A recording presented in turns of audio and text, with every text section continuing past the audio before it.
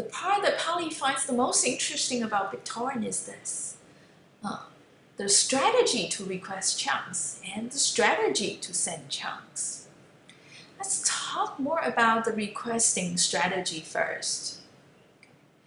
The setting is this: given a file that many of the peers are looking for, so they'll be downloading chunks for the file. At any given point in time, because they're doing the downloading independently and they might be connecting to different neighbors, they might not know each other, so at any given point in time, different peers might hold a different subset of the chunks belonging to the file. All right? And the way it progresses is each peer then will periodically query the neighboring peers. Okay?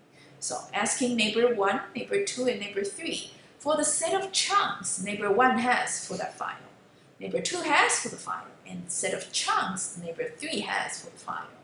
Okay? So it's kind of an inventory check.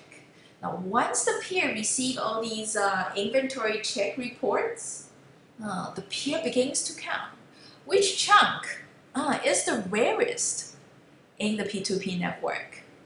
Right?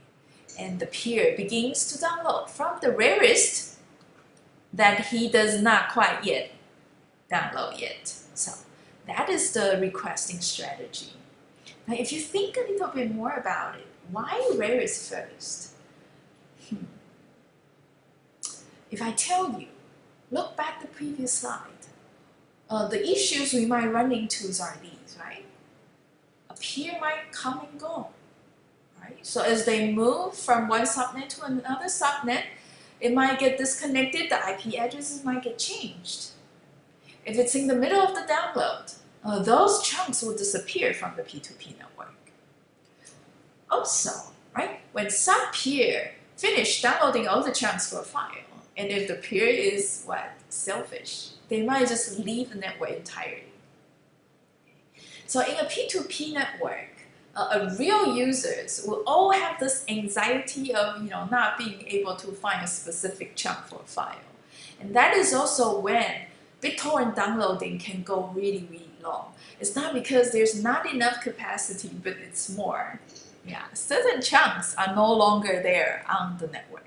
Okay, so it's actually quite important this rarest strategy is implemented on a P2P network like this. Right? And another aspect that's interesting is the sending strategy. And I love the name, tit for tat. It sounded kind of fun. Right? The way it works is also very simple.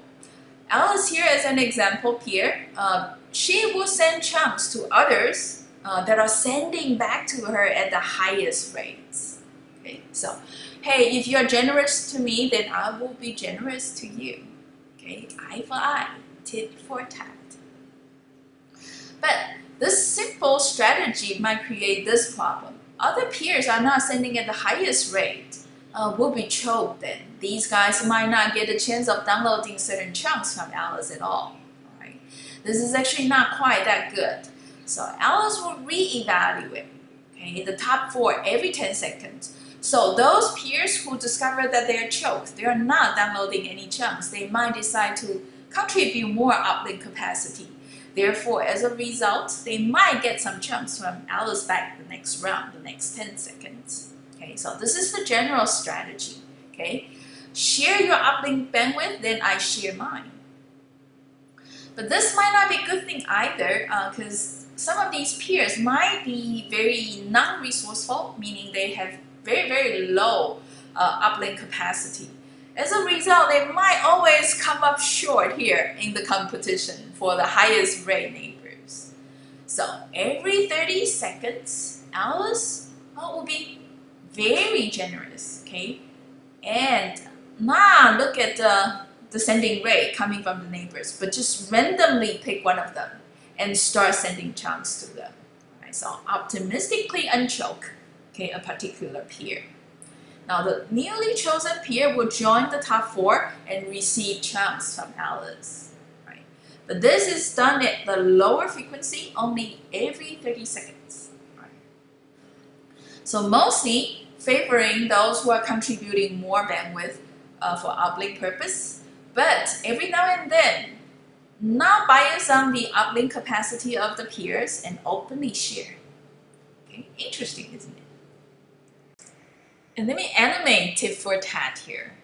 So Alice here optimistically unchokes Bob. So Bob could be a newcomer into the network. Okay, Alice might randomly discover, okay, there's this guy Bob there. Alice began to send chunks to Bob. And Bob there says, wow, thank you for all the bandwidth, all the chunks. Okay. And begin to send, also at a high rate, back to Alice. So mutual appreciation at the end. But Alice needs to be optimistic at the beginning, right? Trying to have faith, trust that whoever receiving the data would appreciate the effort.